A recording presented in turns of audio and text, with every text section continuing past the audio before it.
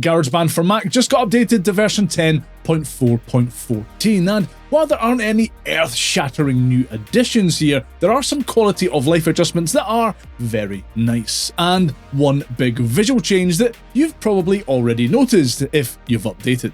Yes, the GarageBand for Mac icon has now been updated. It's now the same as the icon in GarageBand for iOS. So if you're using both Mac and iPad or iPhone, everything now looks consistent across your devices. I was less than excited when I first saw this icon when it came to GarageBand for iOS, but it's grown on me a little bit, and it's great to see the visual consistency that Logic Pro has across different devices has now made its way to GarageBand. Apple have also fixed their Apple Loops in GarageBand in this update. In the Loop browser, Apple Loops now preview correctly in the key of your project. Previously, they would just default to the key of C, and they may have sounded different once you dragged them into your project if you were working in a different key. Now what you hear in the browser should match what you get when you drop it into your project. If you rely on loops for sketching ideas out quickly, for example, this is a noticeable improvement. There's also a small but smart change when sharing projects to iOS. If you export a song to GarageBand for iOS, it now defaults to the GarageBand folder in iCloud. Previously, you had to manually choose where to send it. Now it just goes where you'd expect and where you can find it easily, which makes moving projects between Mac and iPad or iPhone a wee bit smoother.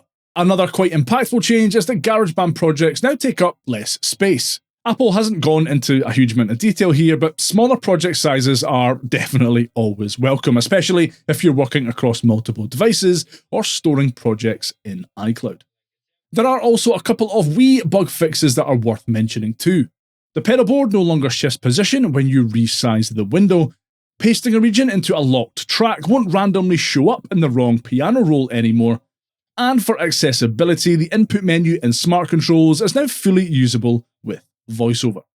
None of these are particularly headline features, but if you've run into any of these issues before, you'll be glad to hear that they've now been fixed.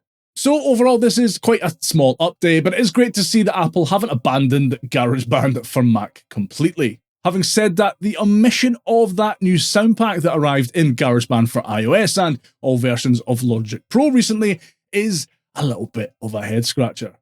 This would have been the perfect time to add that in, so it's a bit disappointing to see that it still hasn't made it into GarageBand for Mac with this update. Anyway, let me know what you think about this update down in the comments, and if you found this video helpful, give that like button a wee tickle while you're down there and hype the video too. I really appreciate it and it helps more people see it. Take care and I'll see you in the next video.